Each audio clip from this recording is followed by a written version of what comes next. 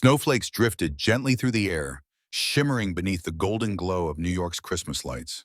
The streets were alive with holiday cheer, families bundled in scarves and coats, couples laughing beneath strings of twinkling bulbs, children pointing excitedly at shop windows decorated with snowmen and reindeer.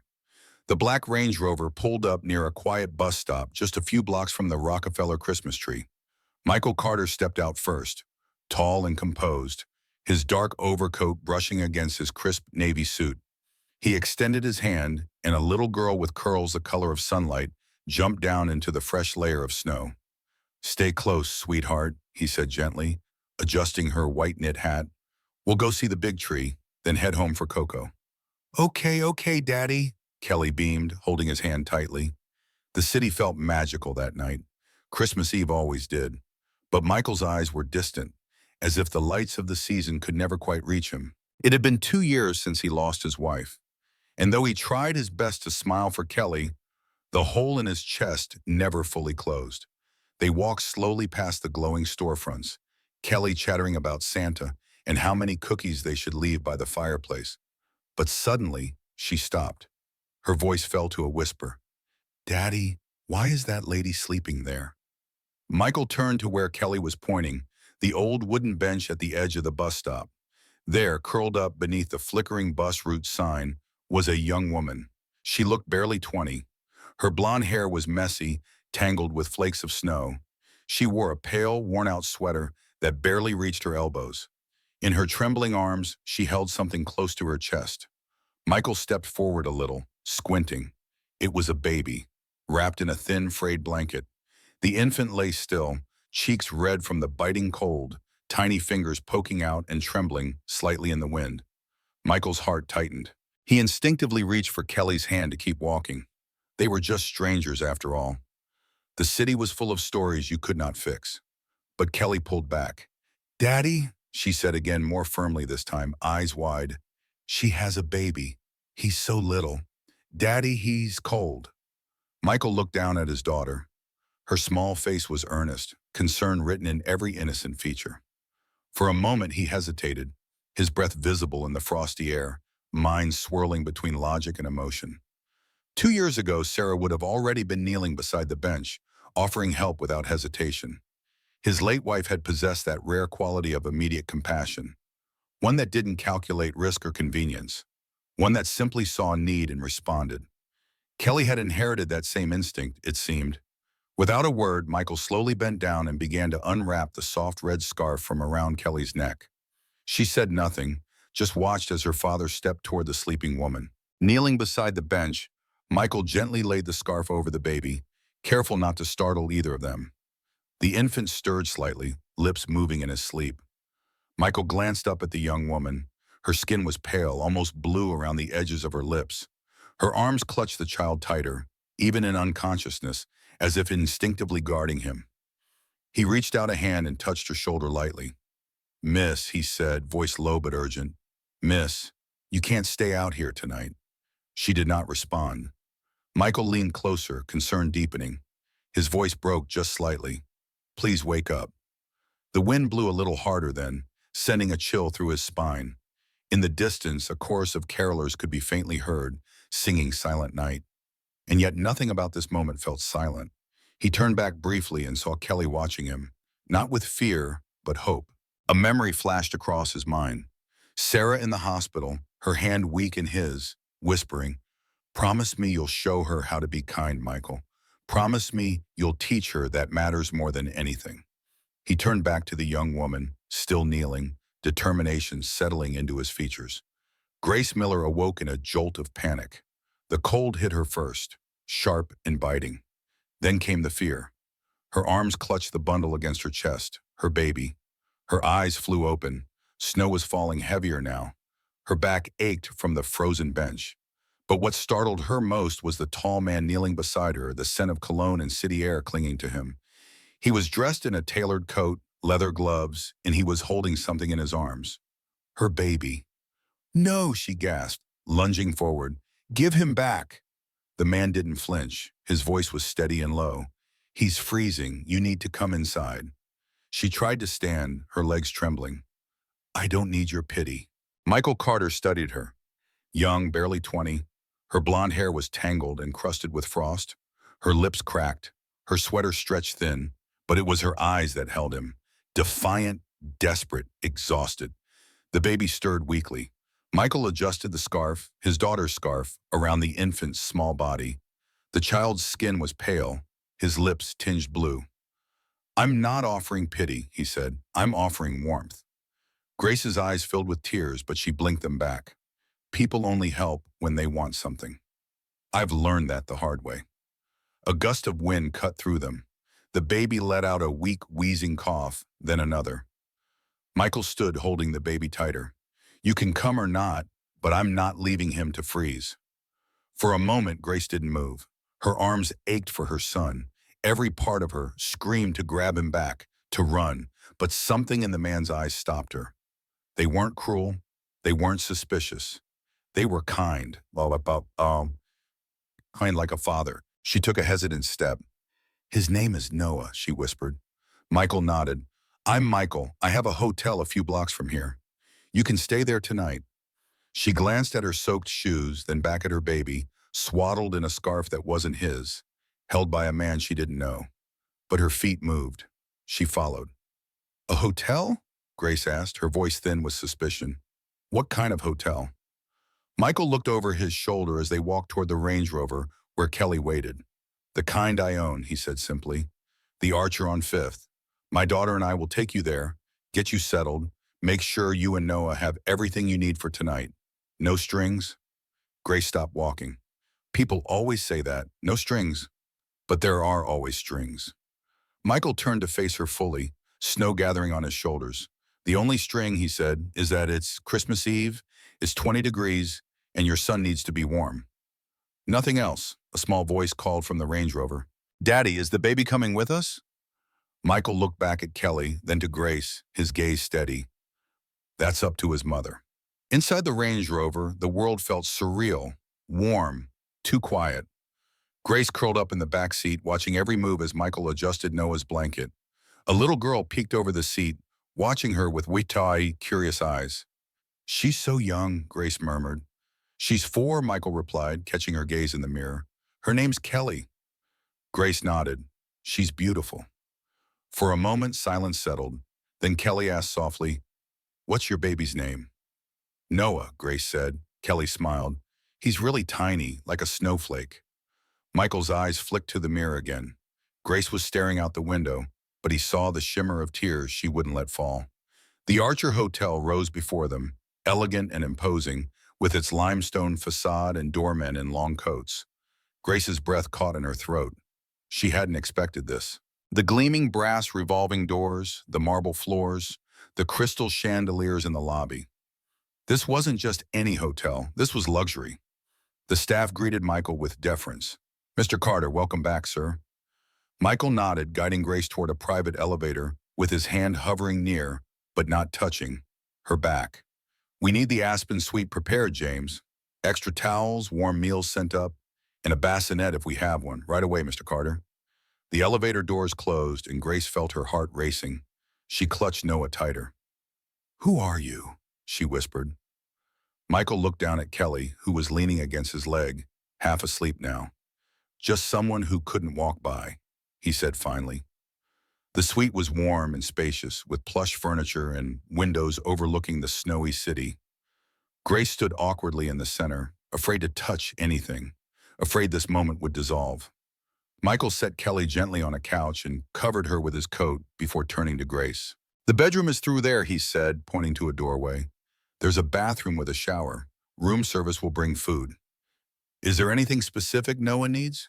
Grace looked down at her son, who was finally warming, his cheeks regaining color. He needs formula and diapers." Michael nodded. "I'll have them sent up." "Why are you doing this?" Grace asked suddenly, her voice breaking. Michael was quiet for a moment, looking out at the snow. "2 years ago, my wife died giving birth to our second child. The baby didn't survive either." Grace's eyes widened slightly.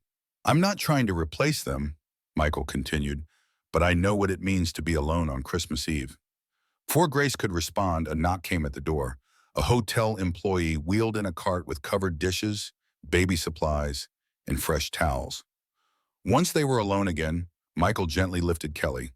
"We'll let you rest," he said. "There's a phone by the bed if you need anything. Just dial 0. Grace felt panic rise in her chest. "You're leaving?" Michael nodded. "We live a few blocks away. You need space, privacy. We'll check on you tomorrow." For a moment, Grace wanted to beg him to stay, afraid of being alone, afraid this sanctuary would vanish. Instead, she straightened her shoulders. "Thank you," she managed. Michael paused at the door, Kelly sleepy against his shoulder. "Merry Christmas, Grace," he said softly. And then they were gone. Grace had once believed in fairy tales before it all fell apart. She had been a sophomore at a liberal arts college majoring in fine arts. She loved drawing, people, places, moments in between. Her professors praised her work. Then came the wow. The promises, the mistakes, the tests that turned positive. When she told him, he disappeared. When she told her family, strict, religious, unbending, they gave her an ultimatum. "You've brought shame into this house," her mother had said. "If you keep it, you leave." She left. No bois. No money, no support. Just a child she hadn't been ready for and yet couldn't abandon. She bounced between shelters, then the streets. Food went to Noah. Coats were wrapped around him.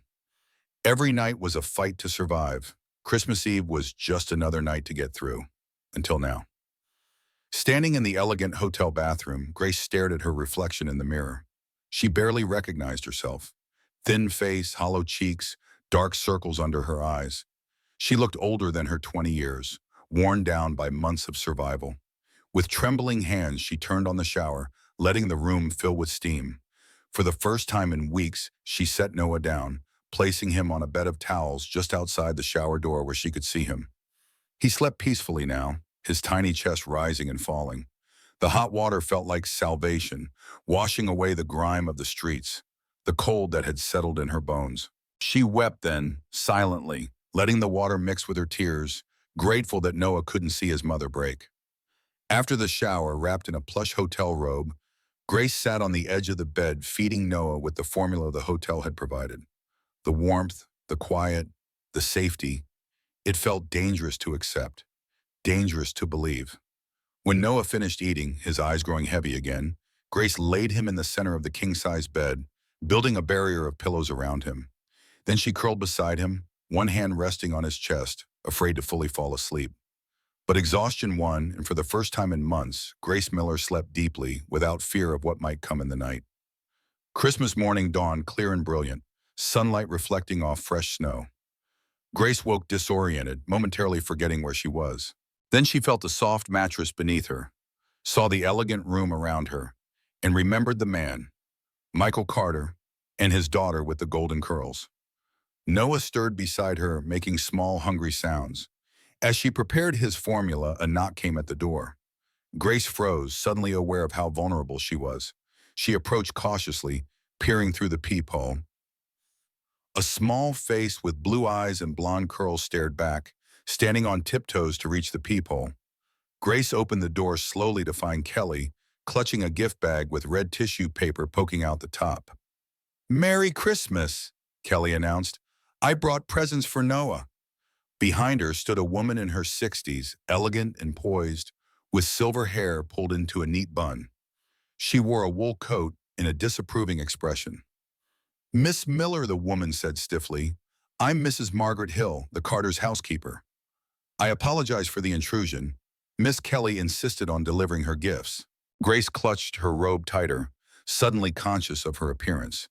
It's okay," she said, stepping back to let them in. Kelly bounded into the room, heading straight for the bed where Noah lay. "Look how tiny his fingers are," she exclaimed in wonder. Mrs. Hill remained by the door, her sharp eyes taking in every detail of the suite, nodding the untouched food trays from the night before, the baby supplies, Grace's worn clothes draped over a chair. "Mr. Carter asked me to check if you needed anything," she said, her tone formal, but not unkind. Grace felt herself shrinking under the woman's gaze. "We're fine," she said quickly. "Please thank him for everything. We'll be out of your way soon." Mrs. Hill's expression softened slightly. "There's no rush, Miss Miller. The suite is paid through the week." Grace's eyes widened. A week in this luxury would cost more than she had seen in months. I can't accept that, she said automatically. Mrs. Hill looked at her for a long moment. Pride is a luxury of those who have options, Miss Miller. Sometimes acceptance is the braver choice. Before Grace could respond, Kelly called from the bed. Can Noah come see our tree? It's really big and has lights that change colors. Mrs. Hill sighed. Miss Kelly, I'm sure Miss Miller and her baby have plans. Grace looked at the little girl's hopeful face, then back to Mrs. Hill. Actually, we don't have plans, she said softly. Kelly's face lit up. So you'll come? Mrs. Hill's mouth formed a thin line. That would be Mr. Carter's decision, she said. As if summoned by his name, another knock came at the door. Mrs. Hill opened it to reveal Michael, dressed casually in a sweater and jeans, so different from his formal appearance the night before. I thought I might find you two here, he said, with a small smile, first to Mrs. Hill, then to Kelly. His eyes finally settled on Grace. Merry Christmas, he said warmly. Grace suddenly felt painfully aware of her situation. Standing in a borrowed robe in a hotel room she couldn't afford, with a man whose kindness she couldn't understand. I'm sorry about this, Michael said, gesturing to Kelly and Mrs. Hill. Kelly was determined to deliver her gifts. Daddy, Grace nodded. Can they come see our tree, please? Michael looked at Grace, his expression gentle but questioning. That's entirely up to Grace, he said. All eyes turned to her. Grace felt the weight of the moment, of the choice. She could retreat, protect herself and Noah from further involvement, from the inevitable disappointment when this fairy tale ended. Or she could step forward, accept one more kindness, one more moment of warmth. She thought of the night ahead, alone in this beautiful room, and then the nights after that, back on the streets when the week was over. That would be nice, she heard herself say, if it's not too much trouble. Kelly clapped her hands in delight. Mrs. Hill's expression remained neutral, but her eyes held a warning that Grace understood perfectly. Don't get attached. Don't expect more. We live just a few blocks away, Michael said. Whenever you're ready. Grace looked down at her worn clothes, suddenly embarrassed. I don't have anything appropriate to wear. Michael seemed to understand her discomfort. The hotel boutique is open today, he said. Feel free to find something there. Just tell them to charge it to the Aspen Suite. I can't let you do that, Grace protested. Michael's expression was kind but firm. Consider it a Christmas gift. For both of you. An hour later, Grace stood in the hotel lobby, wearing new jeans, a soft cream sweater, and a warm coat. Noah was bundled in a new snowsuit, tiny mittens covering his hands. The boutique attendant had helped her select everything, never once making her feel like charity. Michael and Kelly waited for her by the revolving doors, Kelly bouncing with excitement. Outside, the Range Rover idled at the curb, its engine a soft hum in the Christmas morning quiet. The ride was short but significant. Each block they traveled showed Grace a world she had once belonged to and lost. The world of comfort, of security, of belonging. When they pulled up to a luxury high-rise overlooking Central Park, Grace's breath caught. This is where you live? She asked, unable to hide her awe. Michael nodded, helping Kelly out of the car. For the past 5 years, yes. A doorman greeted them warmly. Merry Christmas, Mr. Carter. And Miss Kelly, Merry Christmas, Thomas. Kelly replied, reaching for Grace's hand as they entered the lobby. The elevator ride to the penthouse was smooth and silent. Grace felt as though she was floating upward, away from reality, into some dream she didn't dare believe. Noah stirred against her chest, his eyes opening to take in the strange new surroundings. When the elevator doors opened directly into the penthouse foyer, Grace froze. Warm light poured across polished hardwood floors. Floor-to-ceiling windows showcased a sweeping view of the snow-covered park and the city beyond. In the corner stood a towering Christmas tree, glowing with gold and red ornaments. It looked like a scene from a movie. Her breath caught. Michael stepped out carrying Noah. Kelly skipped ahead, calling, Come on, this is our home. Grace hovered in the doorway, arms crossed tightly. She didn't step inside. Michael noticed. You're safe here, he said gently. Something in his voice and the gentleness of his words broke through Grace's defenses. She stepped forward, into the warmth, into the light. The morning unfolded like a dream. Kelly showed Grace every ornament on the tree, explaining each one's history with the solemnness of a museum curator. Mrs. Hill prepared a Christmas breakfast of pancakes shaped like stars, crisp bacon, and fresh orange juice. Michael moved through it all with quiet grace, attentive but not hovering. After breakfast, they gathered in the living room where presents waited under the tree. "Santa came," Kelly exclaimed, eyes wide with wonder. Grace sat on the edge of a plush armchair, Noah sleeping peacefully in her arms, watching as Kelly tore through colorful packages. Each gift was met with genuine delight. Books, just a child-sized easel with paints. Grace's heart ached with a bittersweet mix of joy for Kelly and sorrow for what Noah might never have. As if reading her thoughts, Michael appeared beside her, holding a small wrapped package. "This is for Noah," he said softly, "and there is something for you too." Grace stared at the package, unable to speak. Her fingers trembled as she took it, carefully balancing Noah in one arm. Inside was a tiny silver rattle, elegant and simple. "It was Kelly's when she was a baby," Michael explained. "I thought Noah might like it." Grace felt tears threatening again, but she held them back. "Thank you," she managed. Michael nodded toward another package on a side table. "That one's yours if you'd like to open it." Curious, Grace rose and went to the table.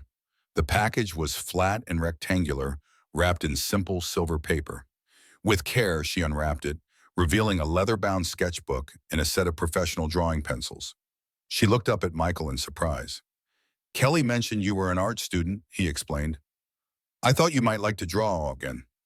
Grace ran her fingers over the smooth leather cover, the high-quality paper within.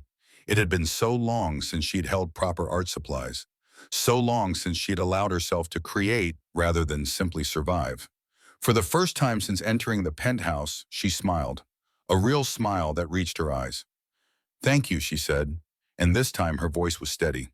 The day continued with quiet moments, Kelly showing Grace her room, her toys, her books, Michael preparing hot chocolate with tiny marshmallows, Mrs. Hill moving efficiently through it all, her initial stiffness gradually softening as she watched Grace gently care for Noah, never asking for anything, expressing gratitude for every small kindness. As afternoon shadows lengthened across the snow-covered park, Grace found herself alone with Michael in the kitchen, while Kelly napped and Noah slept in a makeshift bassinet fashioned from a drawer and soft blankets. "You have a beautiful home," Grace said, breaking the comfortable silence. "And a beautiful family." Michael smiled, though it didn't quite reach his eyes. "Thank you. It's been just Kelly and me for 2 years now." Grace hesitated, then asked, "Your wife?" Michael nodded, looking out at the park. "Sarah. She died in childbirth. There were complications.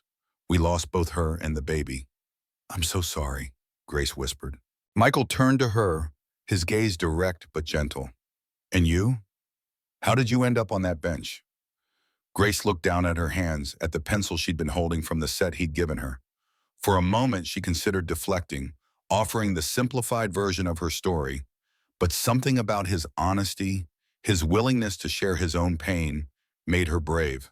"I was a sophomore at Parsons, fine arts major. I had a scholarship. Then I got pregnant, and everything fell apart."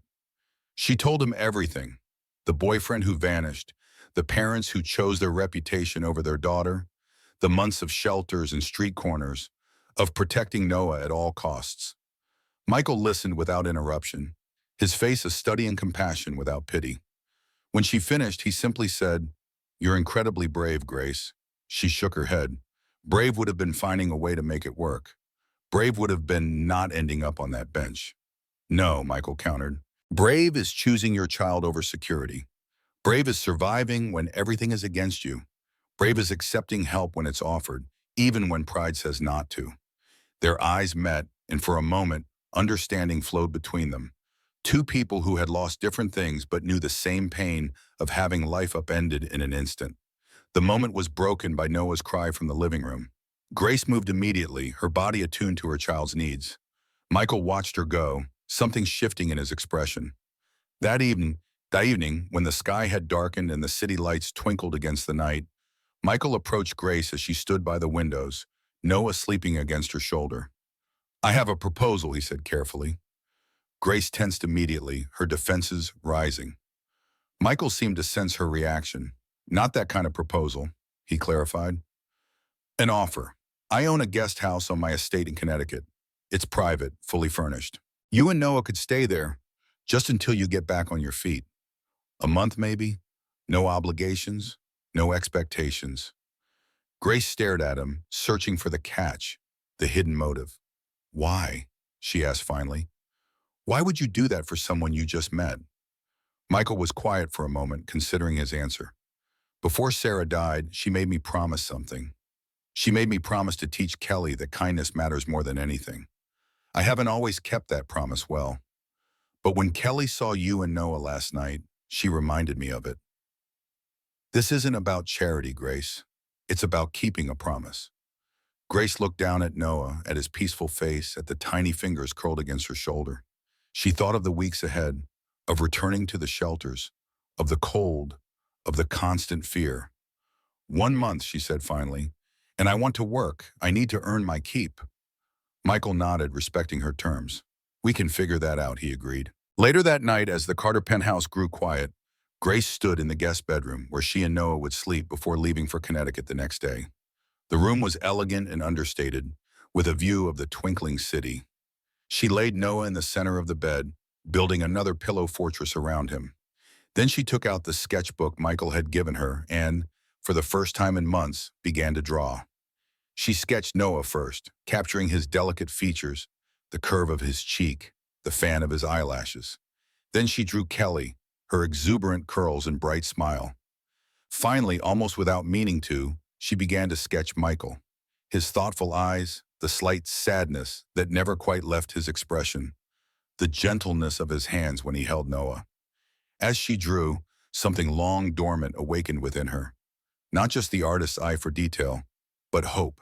Small and fragile, but unmistakably there. Hope that tomorrow might be better than yesterday. Hope that the path ahead, though uncertain, might lead somewhere other than back to that cold bench.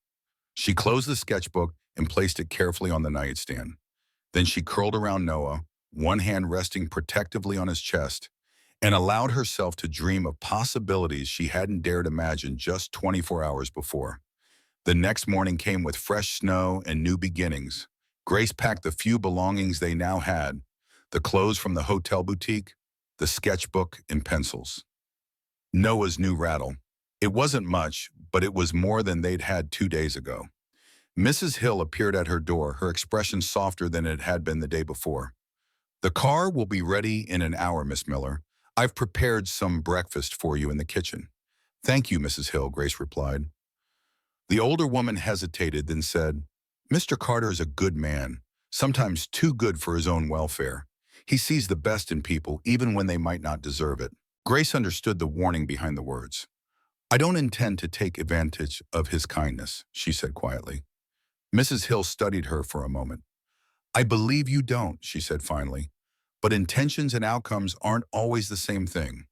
Before Grace could respond, Noah began to fuss. Mrs. Hill nodded once and left, her message delivered. In the kitchen, Grace found Michael already dressed in a casual sweater and jeans, helping Kelly with her breakfast. The sight was oddly domestic, oddly painful in its normality, a family moment she had never experienced with her own child. Michael looked up as she entered, his smile warm. Good morning. Did you sleep well? Grace nodded, settling Noah in her arms as she took a seat at the island. Better than I have in months, thank you. Breakfast was simple but delicious. Warm croissants, fresh fruit, steaming coffee.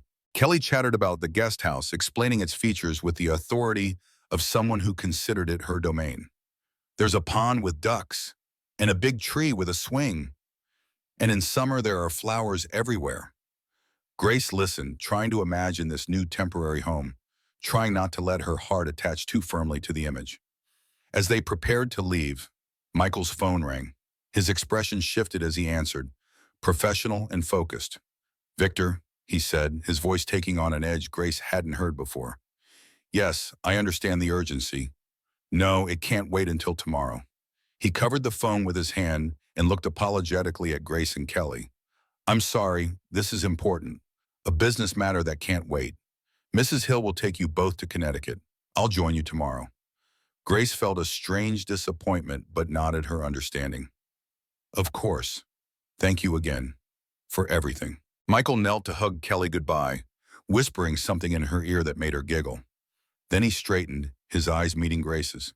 You're doing the right thing, he said softly. For both of you. Grace knew he meant accepting help, accepting this chance. She wanted to believe him, needed to believe him. As the elevator doors closed, separating them from Michael and the penthouse, Grace felt both relief and trepidation. The fairy tale wasn't ending yet, but reality was beginning to seep in around the edges. She clutched Noah closer, breathing in his sweet baby scent. Whatever came next, they would face it together. They always had. The drive to Connecticut stretched before them, taking Grace and Noah further from the city that had been both their prison and their home for so many months. Through the window of the Range Rover, Grace watched as urban landscapes gave way to suburbs, then to the rolling hills and bare winter trees of rural Connecticut. Kelly had fallen asleep beside her, worn out by the excitement of Christmas and the prospect of showing Grace and Noah their new temporary home.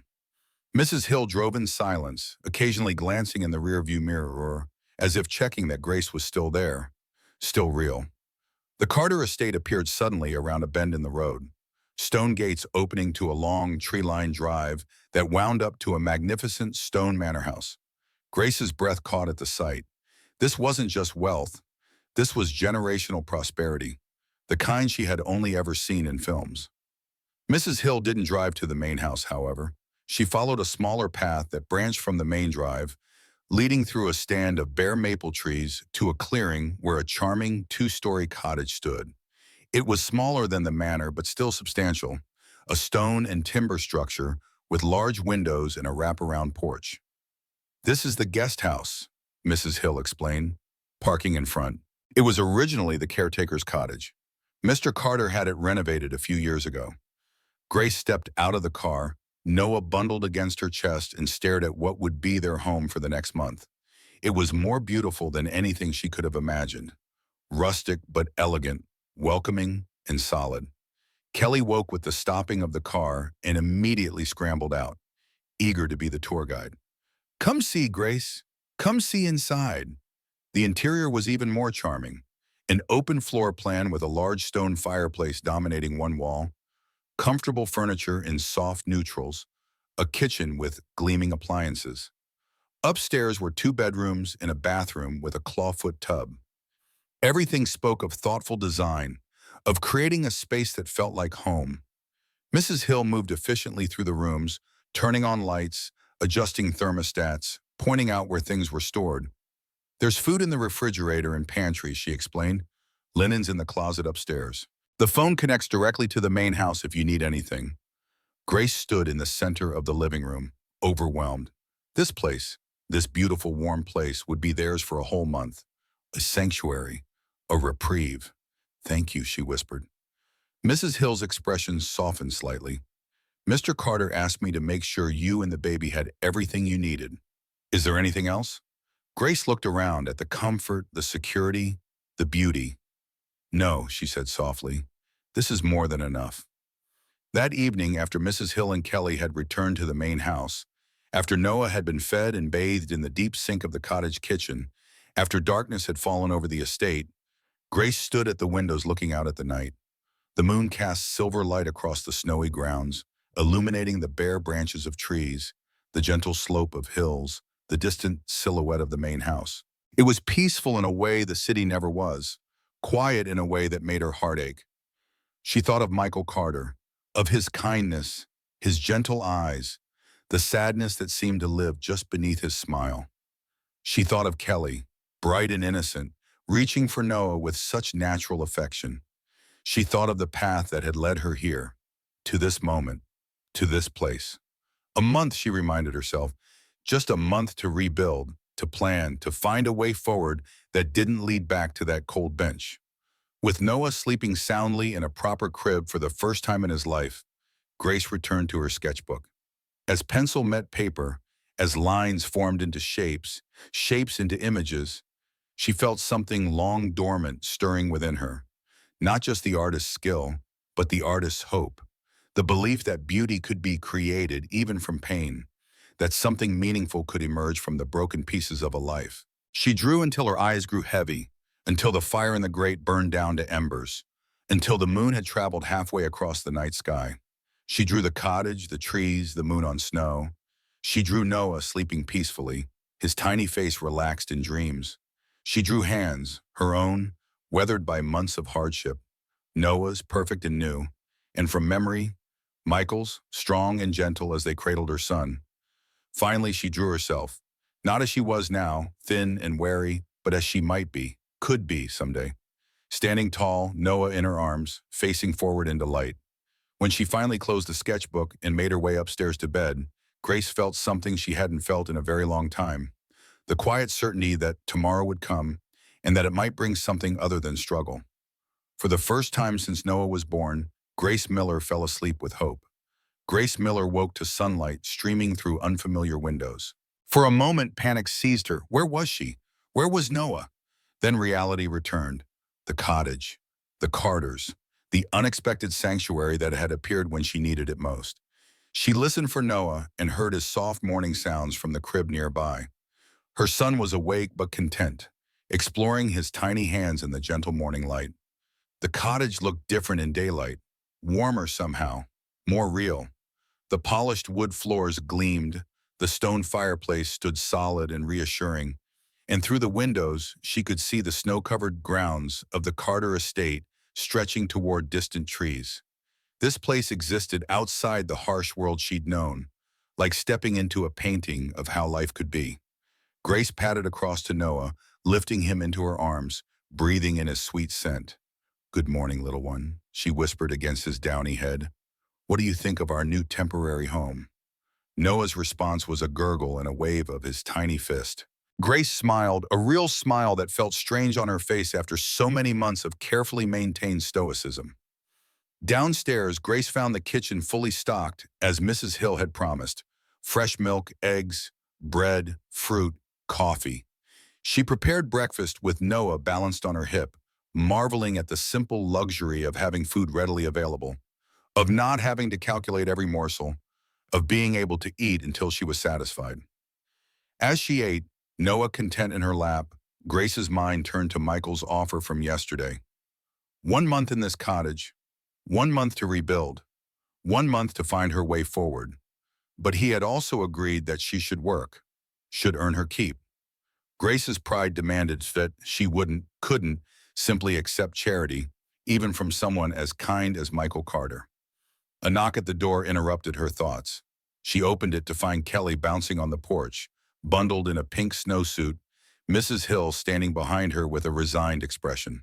"Can Grace come play in the snow?" Kelly asked Mrs. Hill for the dozenth time.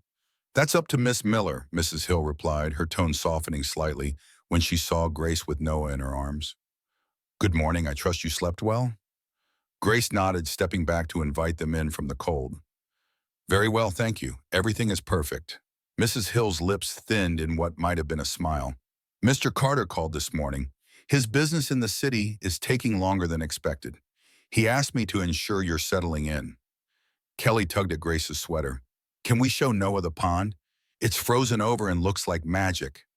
Grace looked down at the eager child, then at Mrs. Hill, uncertain of the protocol. Mrs. Hill seemed to understand her hesitation. "The estate is quite safe, Miss Miller. You're welcome to explore the grounds. Just stay within sight of either house." Grace felt a strange mix of relief and disappointment at the news of Michael's delayed arrival. Relief because his presence unsettled her in ways she wasn't ready to examine, and disappointment because what? Because she wanted to thank him again? Because Kelly clearly missed her father? Because the cottage, for all its charm, felt somehow incomplete without him? "Let me bundle Noah up," she told Kelly. "Then we can go see your magical pond." The morning unfolded in a series of small, perfect moments that Grace tucked away in her memory like treasures. Kelly leading her through snowy paths, explaining the estate's geography with a child's absolute authority. Noah's wide eyes taking in the bright winter world. The frozen pond, silvery and still, beneath bare willow branches. Kelly's delight when a family of deer appeared at the forest's edge, watching them curiously before bounding away. For a few hours, Grace allowed herself to forget the streets, forget the shelters, forget the uncertainty that waited beyond this month-long reprieve. She let herself be simply a young woman enjoying a winter morning with two children, one hers by birth, one hers for the moment, through some strange twist of fate. When they returned to the cottage, cheeks flushed with cold, Mrs. Hill had prepared lunch, warm soup and fresh bread that filled the small house with comforting aromas. To Grace's surprise, the older woman joined them at the table, her usual formalities softening just slightly. "You have a way with Miss Kelly," Mrs. Hill observed, watching as the child carefully fed herself without spilling. "She's not usually so composed." Grace smiled, adjusting Noah in her arms as she fed him his bottle. "She's a wonderful girl, very thoughtful." Mrs. Hill nodded, something unreadable crossing her expression. "She's had a difficult time since her mother passed. Mr. Carter has done his best, but—" The sentence hung unfinished, but Grace understood. The absence of a mother left a particular kind of hole, one that even the most devoted father couldn't quite fill. After lunch, Kelly reluctantly returned to the main house with Mrs. Hill for her afternoon nap. Grace stood on the porch watching them go, feeling an unexpected emptiness once they disappeared from view. The cottage seemed suddenly quiet, almost too quiet. With Noah settled for his own nap, Grace took out her sketchbook and began to draw. The images flowed more freely now. The pond, the deer, Kelly's bright face as she pointed out a cardinal against the snow. Her fingers remembered their old skill. Her eyes found the details that made each scene unique. For the first time in months, Grace lost herself in creation rather than survival. Later that afternoon, a different knock came at the door, firmer, more authoritative. Grace opened it to find a man in a crisp suit standing on the porch, his expression coolly professional.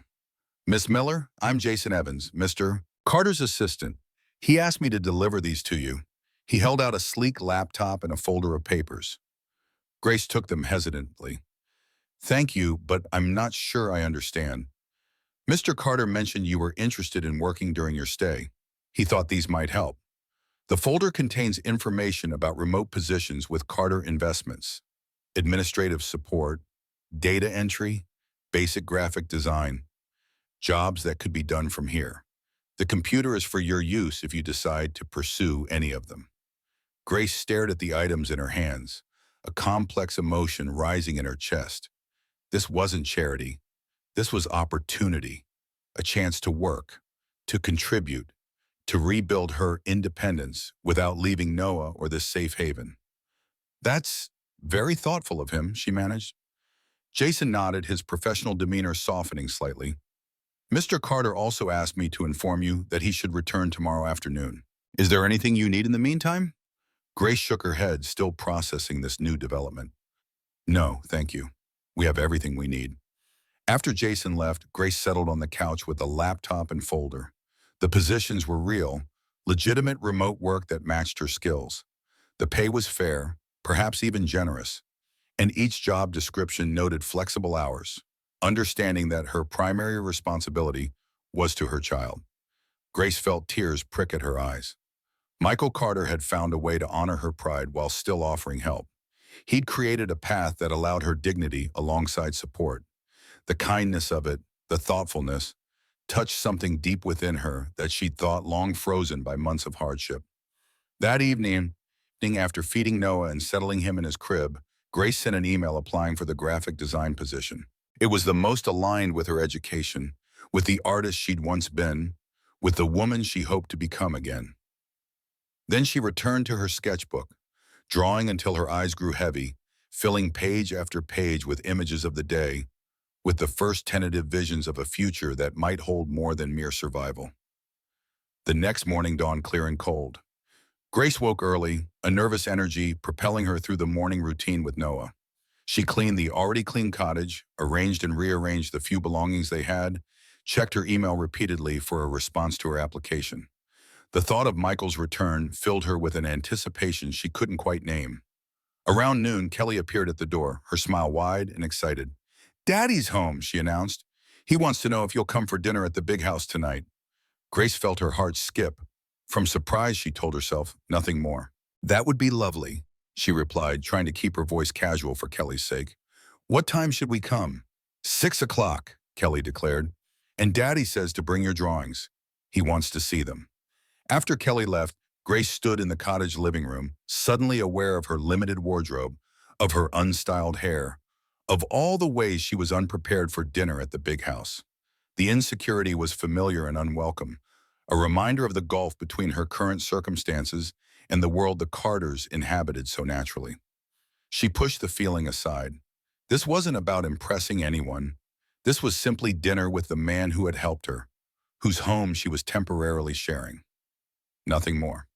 Still, when she dressed that evening, she took extra care, styling her hair, applying the minimal makeup that had come with her purchases from the hotel boutique, selecting the nicest outfit from her small collection. Noah, too, was carefully dressed in the softest of his new clothes, his fine hair gently combed. At precisely 6 o'clock, Grace stood at the massive front door of the main house, Noah in her arms, sketchbook tucked under one arm. Before she could knock, the door swung open to reveal Michael Carter. He looked different here in this setting, more relaxed than he had in the city, dressed in a simple sweater and dark jeans, his hair slightly tousled. But his eyes were the same, kind, thoughtful, with that ever-present shadow of sadness. Grace, he greeted her warmly, and Noah. Welcome. Please come in. The main house was even more impressive inside. Soaring ceilings, elegant furnishings, artwork that Grace immediately recognized as museum quality. Yet for all its grandeur, it felt surprisingly welcoming. Lived in a home rather than a showcase. Kelly came running from somewhere deeper in the house, launching herself at her father's legs before turning her bright smile to Grace. "You came," she exclaimed, as if there had been any doubt. "Come see the dining room. We have candles and everything." Michael's smile as he watched his daughter was full of gentle amusement and love. "She's been preparing for this dinner all day," he confided to Grace as they followed the excited child. "I think we have enough candles lit to be visible from space." The dining room was indeed awash in candlelight. Tapers and silver holders, votives clustered in the center of the table, the effect both elegant and whimsical. Mrs. Hill moved efficiently around the space, making final adjustments to what appeared to be an elaborate meal. "I hope you like roast chicken," Michael said as he pulled out a chair for Grace. "It's Kelly's favorite." "It looks wonderful," Grace replied, settling Noah on her lap. "Everything does." Dinner unfolded with surprising ease, conversation flowing naturally, Kelly providing much of the entertainment with stories of her adventures showing Grace and Noah around the estate. Michael listened attentively to his daughter, his affection for her evident in every glance, every gentle correction, every shared smile. Grace watched their interaction, feeling both warmed by it and achingly aware of what Noah might never have. A father who looked at him with such love, who built his world around his child's happiness. After the main course, as Mrs. Hill cleared plates, Michael turned to Grace. "Kelly mentioned you've been drawing again." Grace felt suddenly self-conscious, aware of the modest sketchbook beside her chair. "Just a little. It helps pass the time." "May I see?" Michael asked, his tone genuinely interested. Grace hesitated, then nodded, passing him the sketchbook. She watched his face as he turned the pages, studying each drawing with careful attention. His expression shifted subtly, surprise, then appreciation, then something deeper she couldn't quite name. "These are extraordinary, Grace," he said finally, looking up to meet her eyes. "Truly, you have remarkable talent." The compliment warmed her more than it should have. "I was studying fine arts before everything changed," she explained. Michael nodded, turning to another page. A sketch of Kelly at the frozen pond, her expression captured perfectly, the joy and wonder of childhood distilled in a few careful lines. "What would you have done if things had been different?" The question caught Grace by surprise. It had been so long since anyone had asked about her dreams, her ambitions, the person she'd been before becoming simply Noah's mother, simply a survivor. "I wanted to be an illustrator," she admitted. "Children's books, maybe, or magazines. I loved capturing moments, telling stories through images." Michael studied another drawing, this one of Noah sleeping, his tiny face peaceful, vulnerable. "You still could," he said quietly. Grace smiled, a hint of her old bitterness surfacing. Single mothers without degrees or portfolios aren't exactly in high demand in the art world. Michael looked up, meeting her eyes directly. "You have a degree, just not a completed one." You have talent, extraordinary talent. And you have time, Grace. A month here to build a portfolio, to apply to finish your degree, to find your path back. His words held such certainty, such conviction, that for a moment Grace allowed herself to believe them, to imagine that future, her and Noah, stable, secure, her creating art that mattered, him growing up proud of his mother, rather than ashamed of their circumstances. Before she could respond, Kelly tugged at Michael's sleeve. Can we have dessert now, Daddy? I helped make it. The moment broke, the conversation shifting to lighter topics. But Grace felt something settle within her, a seed of possibility taking root. Later, as they moved to the living room for coffee, Michael's phone rang. His expression changed as he glanced at the screen. A subtle hardening, a shift from the relaxed host to something more guarded. Excuse me, he said. I need to take this.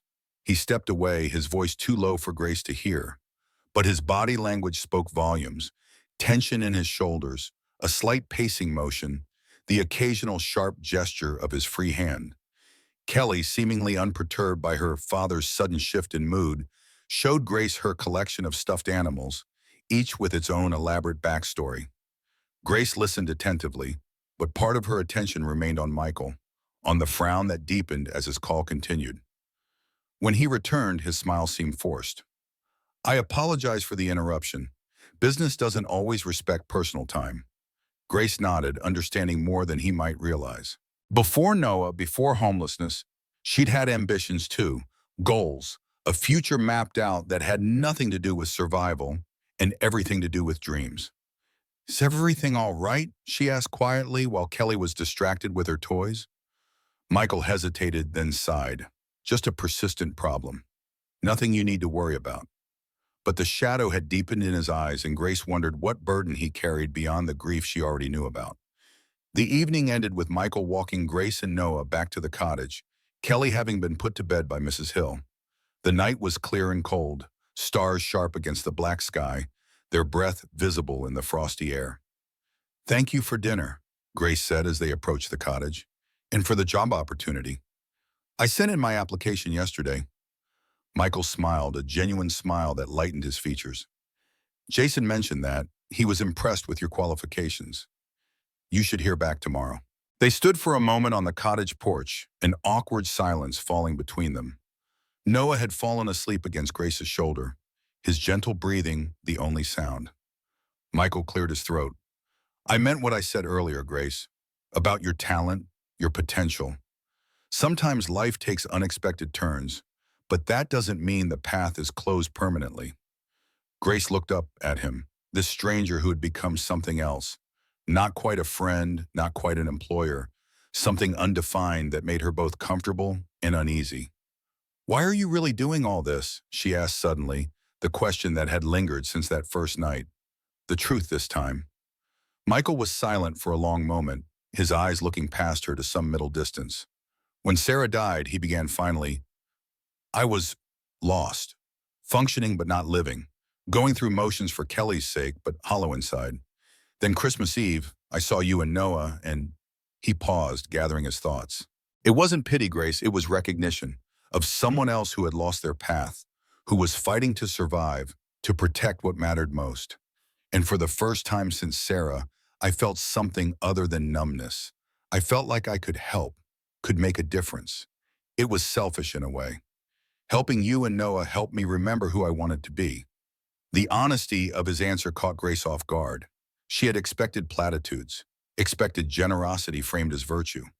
This admission of mutual need, of finding purpose in their chance encounter, it felt more genuine, more human than any explanation she'd imagined. Well, she said softly, I think we're helping each other then. Michael's smile reached his eyes this time. I think we are. As he turned to leave, he added, Oh, and Grace, congratulations on the job. Jason was going to call you tomorrow, but I think you deserve to know tonight.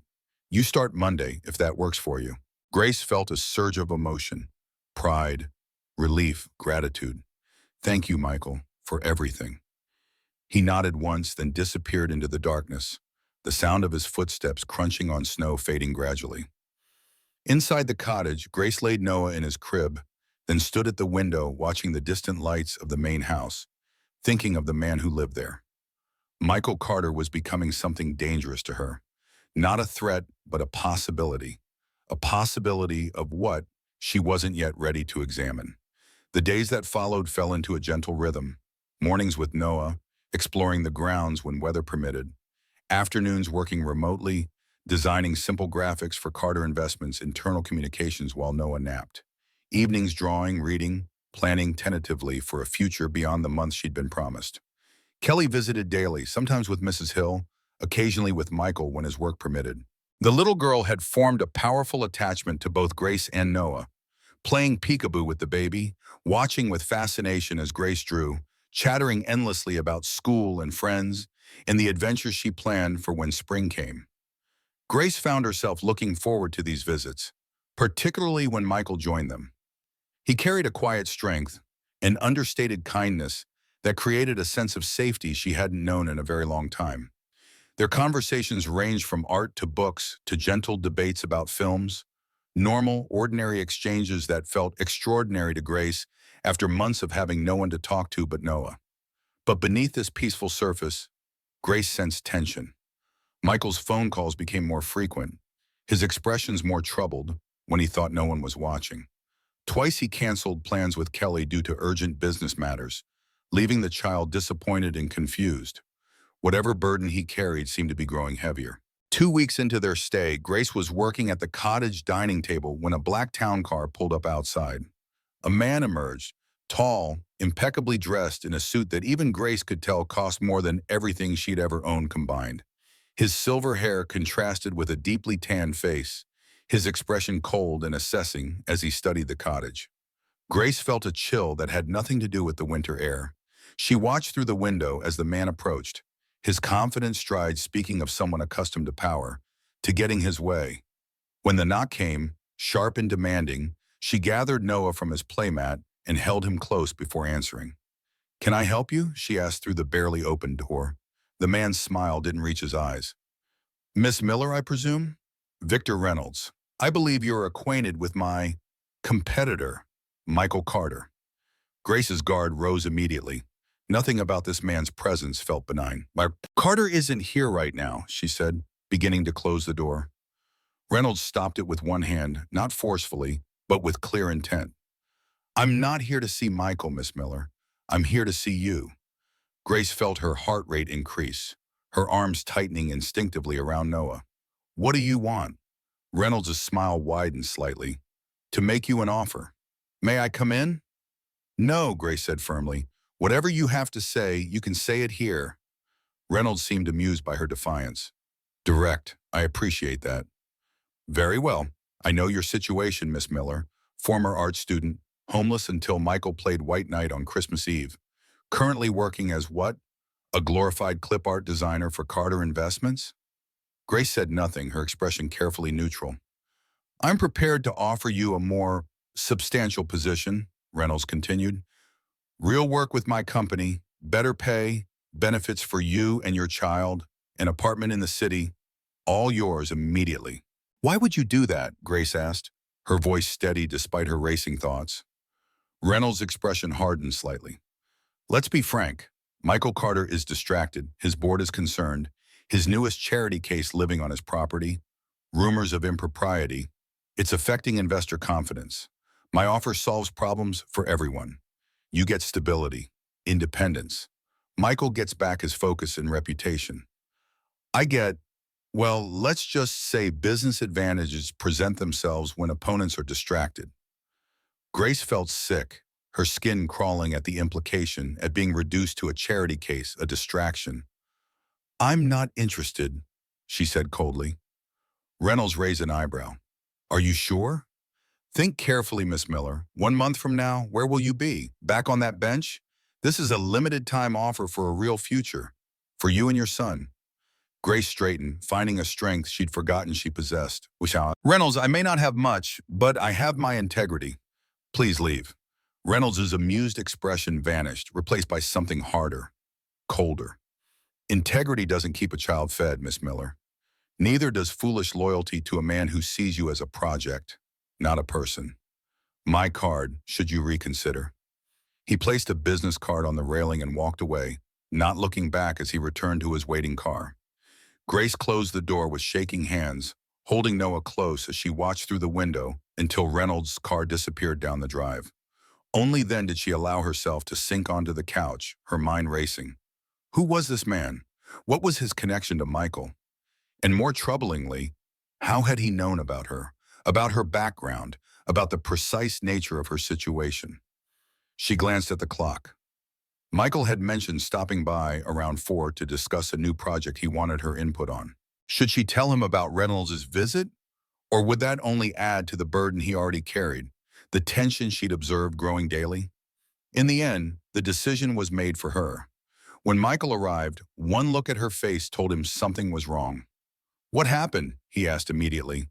The concern in his voice, genuine and immediate, made her decision for her. She told him everything. Reynolds' visit, his offer, his veiled threats, his implications about Michael's reputation, about her being a distraction. Michael's expression darkened as she spoke, his jaw tightening, his normally gentle eyes hardening with anger. When she finished, he was silent for a long moment. "I'm sorry, Grace," he said finally. "Victor Reynolds is a problem I should have anticipated. I didn't think he'd go this far." "Who is he?" Grace asked. Michael sighed, running a hand through his hair. "My chief competitor. We've been in a business battle for years. Recently, he's been trying to orchestrate a hostile takeover of Carter Investments. It's been consuming a lot of my attention. And I'm making it worse," Grace realized aloud. "Being here, working for you, it's creating rumors, affecting your reputation." Michael's expression softened. "You're not the problem, Grace. Reynolds is. He's exploiting societal assumptions, trying to use you as leverage. It's manipulative and despicable, and I won't let him succeed." "But he was right about one thing," Grace said quietly. "In 2 more weeks, Noah and I will need to leave." "And then what?" The question hung in the air between them, weighty with implications neither was ready to address. "We'll figure it out," Michael promised. "Together. Don't let Reynolds get into your head. That's exactly what he wants." Later that evening, after Michael had returned to the main house, Grace sat by the fire, Noah sleeping peacefully in his crib upstairs. She thought about Reynolds' offer, the security it promised, the independence. She thought about Michael, his kindness, his growing troubles, the complications her presence was creating in his life. The rational choice seemed clear. Accept Reynolds' offer, remove herself as a distraction in Michael's life, secure a future for Noah that didn't depend on temporary charity. But something deeper, something more instinctive, rebelled at the thought. Victor Reynolds had looked at her and seen a pawn, a tool to be used against Michael. He hadn't seen Grace the artist, Grace the mother, Grace the survivor. He had seen only what she could be worth to him in his game of corporate chess. Michael had seen her. From that first moment on the bench, he had seen her humanity, her struggle, her strength. He had offered help without diminishment, opportunity without exploitation. Whatever complications existed between them now, that fundamental recognition of her personhood remained sacred. Grace opened her sketchbook, turning to a blank page. She began to draw, not the estate, not Noah, not the past or possible futures. She drew Michael as she had seen him earlier that day, righteous anger in defense of her dignity, determination to protect her from Reynolds' manipulation, absolute certainty that she was worth defending. The drawing took shape beneath her fingers, strength and vulnerability perfectly balanced, the complexity of a man carrying burdens she was only beginning to understand. When she finished, Grace studied the image, suddenly aware of what it revealed, not just about Michael, but about herself, about the feelings that had been growing, quietly but persistently, since that Christmas Eve when their lives had intersected. She closed the sketchbook quickly, as if shutting away a truth she wasn't ready to face. But the knowledge remained, hovering at the edges of her consciousness, impossible to fully ignore. Grace Miller was falling in love with Michael Carter, and nothing could be more dangerous to the fragile security she had found. The next morning brought heavy snow and a call from Mrs. Hill. Michael had been called back to the city unexpectedly. An emergency board meeting, something to do with Reynolds' latest maneuver. He would be gone for at least 2 days. The news should have brought relief, time to sort through her confused feelings, to rebuild her emotional defenses. Instead, Grace felt a hollow disappointment that she couldn't justify even to herself. Kelly, deprived of her father's company and school due to the snowstorm, appeared at the cottage shortly after breakfast, hopeful for companionship. Grace welcomed her, grateful for the distraction from her thoughts. They spent the morning baking cookies, making snow angels outside the cottage, reading stories by the fire. Kelly's bright presence filled the cottage with laughter, with normalcy, with the simple joy of childhood that Grace had feared Noah might never experience. After lunch, while Noah and Kelly both napped, the little girl curled on the couch under a blanket, the baby in his crib upstairs, Grace checked her work email. There was a message from Jason, Michael's assistant, with a new project attached: designs for the annual Carter Foundation Charity Gala to be held in 3 weeks. Grace opened the attached brief, reading through the requirements. It was a significant project, far beyond the simple internal graphics she'd been creating. This was public-facing work, high profile, with her name attached as designer. The kind of project that could form the cornerstone of a professional portfolio. A note at the bottom of the brief caught her attention. Mr. Carter specifically requested your involvement in this project, citing your exceptional artistic sensibility. Grace stared at these words, a complex emotion rising in her chest. This wasn't charity work thrown her way out of pity. This was recognition of her skills, her talents, her value beyond her circumstances. She began sketching immediately, ideas flowing faster than she could capture them. The gala's theme was new beginnings, a celebration of second chances, of renewal, of hope rising from adversity. It resonated deeply with Grace, with her own journey, with the unexpected turn her life had taken since Christmas Eve. She was so absorbed in her work that she barely registered the sound of a car in the driveway. Only when a sharp knock came at the door did she look up, startled. Setting aside her sketchbook, she moved to answer, expecting perhaps Mrs. Hill checking on them.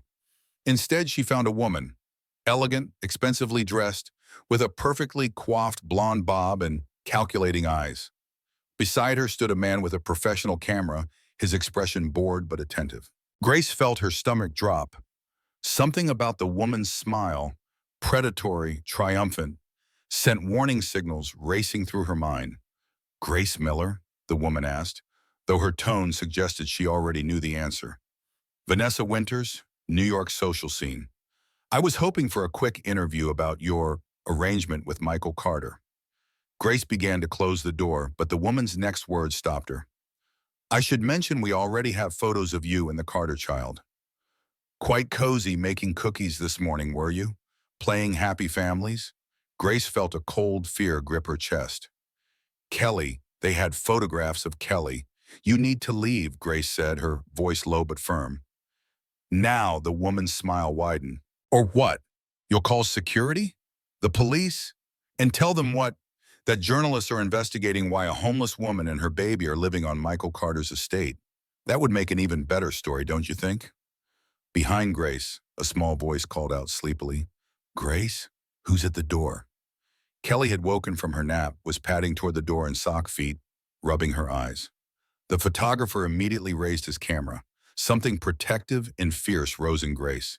She stepped outside, pulling the door closed behind her, positioning herself between the strangers and the cottage where both children slept. "You will not photograph that child," she said, her voice steady with a strength she'd forgotten she possessed. "You will not exploit her for whatever story you're trying to create." The woman's smile faltered slightly in the face of Grace's unexpected ferocity.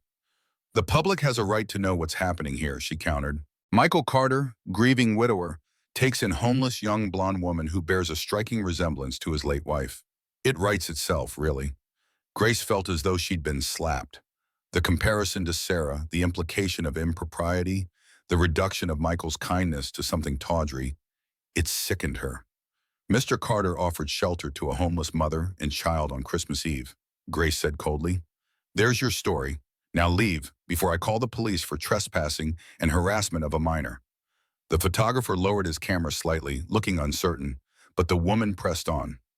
"Reynolds Investments is very interested in the impact your presence is having on Carter's business decisions.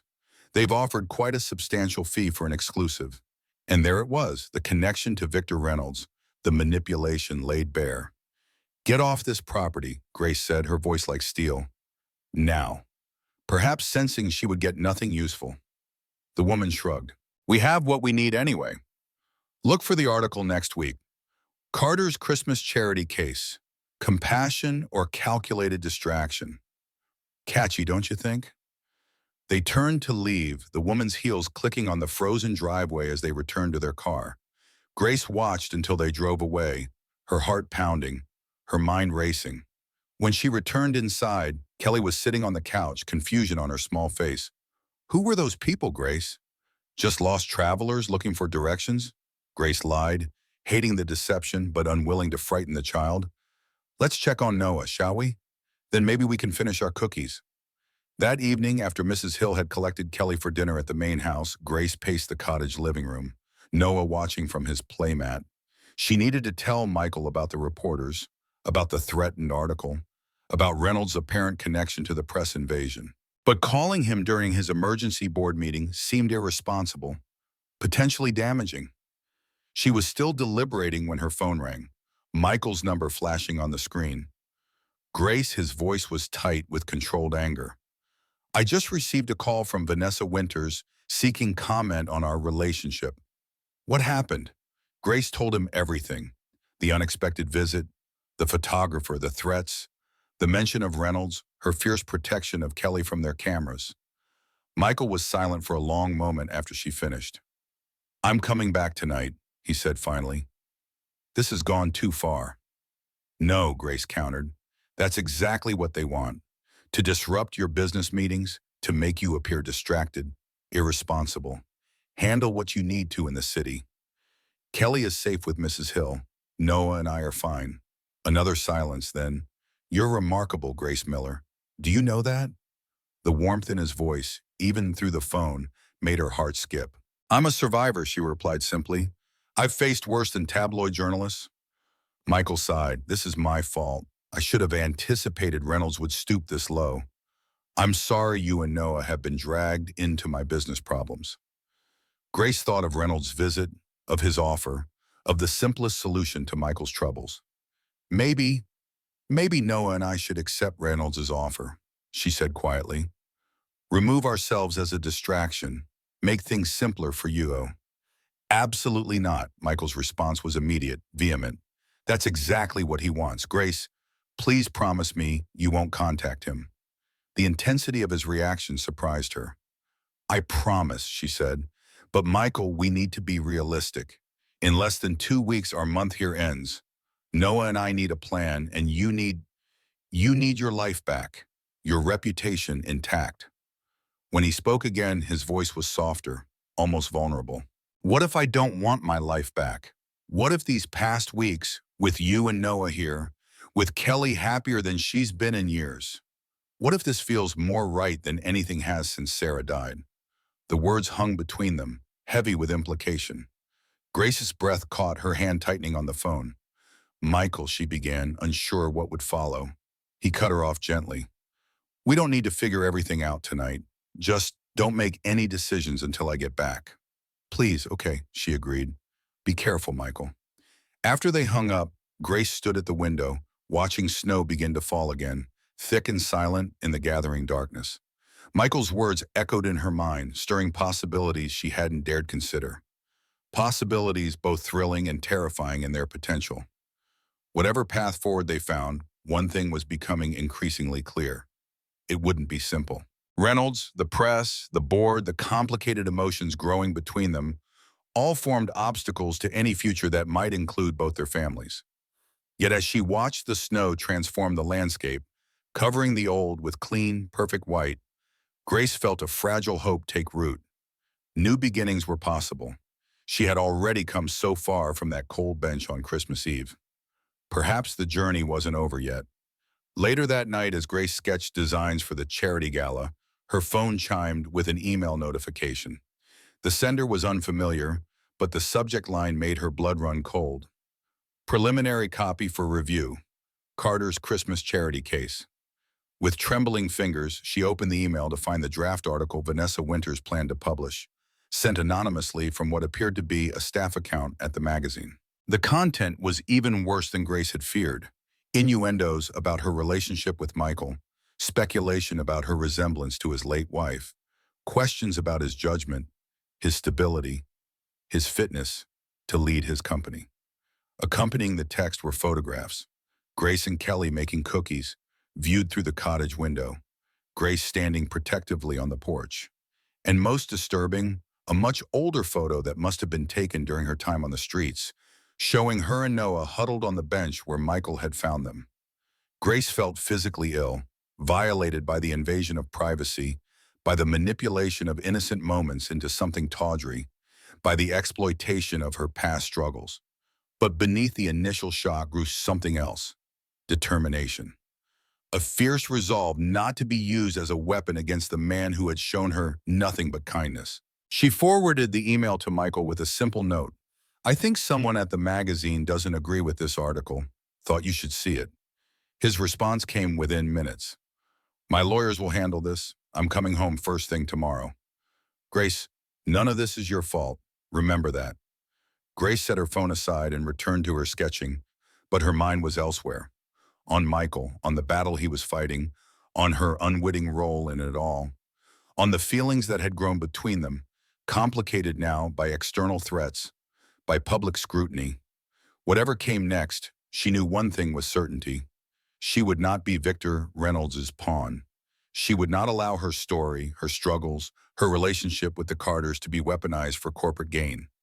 She had survived worse than this. She would survive it still, with her dignity intact.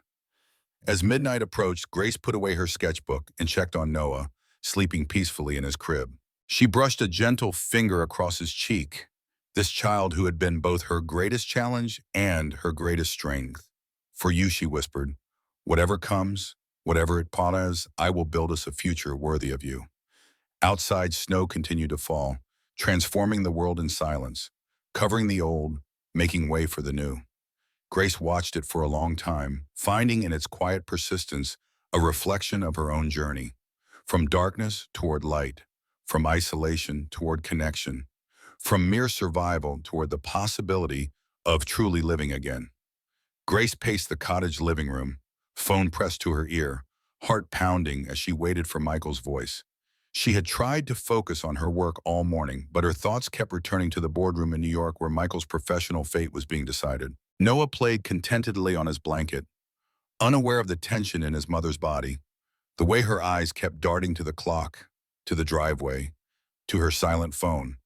When it finally rang, Michael's name appearing on the screen, Grace nearly dropped it in her haste to answer. "Michael?" Her voice betrayed her anxiety. "What happened?" The line was silent for a moment that stretched into eternity. Then Michael's voice came through, strained but steady. "They voted against Reynolds' offer. 7-5. We keep control of the company." Relief flooded through Grace, so powerful it made her knees weak. She sank onto the couch. "Thank God," she breathed. "Michael, that's wonderful news." His laugh was tired but genuine. "It was close, too close. But we won this round. Reynolds isn't giving up, but we've bought time, strengthened our position." "When will you be home?" Grace asked, then caught herself, suddenly aware of the domesticity of the question, of the assumption behind it. Michael's voice softened. "I like hearing you call it that. Home. I should be back by dinner. There's paperwork, statements to the press. But Grace, I can't wait to see you, to see both of you." The simple admission, the open affection in his voice, made Grace's heart swell. "We'll be here," she promised. After hanging up, Grace returned to the kitchen where Mrs. Hill and Kelly were preparing cookies, a smile she couldn't suppress brightening her face. "Good news?" Mrs. Hill inquired, her tone casual but her eyes sharp with interest. Grace nodded. "The board voted to keep the company. They rejected Reynolds' offer." Something that might have been a smile touched Mrs. Hill's lips. "Well, that is good news indeed." Kelly looked up from her cookie cutting, flour dusting her cheeks. "Does that mean Daddy's coming home?" "Yes, sweetheart," Grace replied, her heart warming at the joy that spread across the little girl's face. "He'll be home for dinner." The afternoon passed in a flurry of activity, finishing the cookies, tidying the cottage, helping Kelly create a welcome home sign for her father. Grace found herself humming as she moved about the space, caught occasionally by Mrs. Hill's knowing gaze. Later, as Mrs. Hill prepared to take Kelly back to the main house to change for dinner, she paused at the cottage door. "Ms. Miller," she began, her usual formality firmly in place. "I feel I should apologize for my initial reservations about your presence here." Grace looked up in surprise. "There's no need, Mrs. Hill. Your concern for the Carters was completely understandable." The older woman's expression softened slightly. "Perhaps, but I failed to see what Mr. Carter saw immediately. Your character, your dignity, despite circumstances, your devotion to your child. These are qualities I should have recognized sooner." Grace felt a surprising warmth at the woman's words, at the hard-won approval they represented. "Thank you, Mrs. Hill. That means a great deal coming from you." The housekeeper nodded once, a gesture that somehow conveyed both acknowledgement and a certain reserved affection. "Mr. Carter said he would be dining at the cottage this evening. I've taken the liberty of preparing something special. It should be delivered shortly." Grace smiled, touched by the thoughtfulness. "That's very kind. Thank you." After they left, Grace moved through the cottage with renewed energy, tidying the kitchen, freshening up, changing Noah into his cutest outfit. Her actions felt significant somehow, as if she were preparing not just for dinner, but for the beginning of something new, something important. When Michael arrived, bearing a bottle of champagne and a small gift bag, the smile that lit his face at the sight of her made Grace's breath catch. This was not the smile of a man offering charity or even friendship. This was the smile of a man coming home to someone he loved. Dinner was a quiet celebration. The meal Mrs. Hill had sent over proving to be Michael's favorites, the champagne open to toast the board's decision, the conversation flowing easily between them. Noah sat in his high chair, occasionally babbling as if adding his own commentary, making them both laugh. "Jason tells me your designs for the gala have been unanimously approved," Michael said as they finished their meal. The event planner called them inspired and perfectly aligned with the foundation's mission. Grace felt a flush of pride. "It's a meaningful theme, new beginnings. It resonated with me." Michael's eyes held hers across the table. "With me too, more than ever." After the meal, as they settled on the couch before the fire, Noah sleeping peacefully in his portable crib nearby, Michael handed Grace the small gift bag he had brought. "What's this?" she asked, surprised. "Open it and see." Inside, Grace found a small velvet box. Her heart hammered as she opened it, revealing not jewelry as she had half expected, but a key. She looked up questioningly. Michael smiled, a hint of nervousness in his expression. "It's a key to a storefront in Greenwich Village. Commercial space, excellent natural light, recently renovated. Well, it could be a gallery, your gallery." Grace stared at him, stunned. "Michael, I can't accept this. It's too much." He shook his head. "It's not a gift, Grace. It's an investment in your talent, in your future. The space is leased for a year under the name Miller Fine Arts. What you do with it is entirely up to you." Grace ran her finger over the key, emotion rising in her throat. "Why?" she asked finally. Michael's expression grew serious. "Because I believe in you. Because your art deserves to be seen. Because I want Noah to grow up seeing his mother achieve her dreams, not just survive." He paused, gathering his thoughts. "You once told me that single mothers without degrees or portfolios aren't in high demand in the art world. I want to challenge that assumption. Your work speaks for itself. The gala designs prove that. This space gives you the opportunity to let more people hear what it's saying." Grace looked down at the key in her palm, its weight both terrifying and thrilling. This wasn't charity, it was opportunity. A chance to reclaim the path she'd been forced to abandon, to become more than just a survivor. "I don't know what to say," she whispered. Michael reached across the space between them, his hand covering hers, warm and steady. "You don't need to say anything now. The lease doesn't start until March. You have time to think, to plan, to decide what you want." Grace nodded, closing her fingers around the key. "Thank you for believing in me when I'd stopped believing in myself." Michael's smile was gentle. We all need someone to remind us of who we are beneath the circumstances life throws at us. You've done that for me too, Grace. More than you know. The days leading to the gala passed in a whirlwind of activity. With the board vote behind him, Michael's focus shifted to strengthening Carter investments against any future takeover attempts and preparing for the foundation's annual gala. Grace threw herself into finalizing the event designs, working closely with the event planners to ensure every detail reflected the New Beginnings theme. Their evenings were spent together at the estate, sometimes at the cottage, sometimes at the main house, the boundaries between the spaces growing less defined with each passing day. Kelly thrived in the expanding family unit, her attachment to both Grace and Noah deepening, her laughter filling the rooms that had once echoed with silence after her mother's death. Grace found herself settling into a rhythm she'd never expected. Professional satisfaction in her work, joy in the daily interactions with Kelly, peace in the growing closeness with Michael. The key to the gallery space remained in her bedside drawer, a promise she took out sometimes at night, turning it over in her fingers, imagining possibilities. A week before the gala, Michael approached Grace with a small velvet pouch.